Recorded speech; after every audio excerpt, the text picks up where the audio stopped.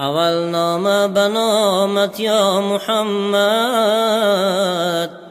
دوم مکه مکانت یا محمد، سوم سردفتری پیغمبرانی، به چهارم غلامت یا محمد.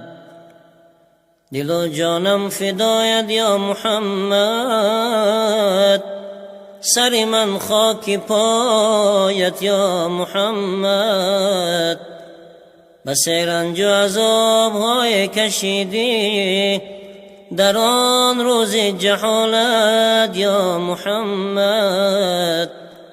بس آن کافران بمروت برای کشتنت صد حیله کردند، ندانستند که پیغمبر تو هستی، رسول آخرین حق تو هستی.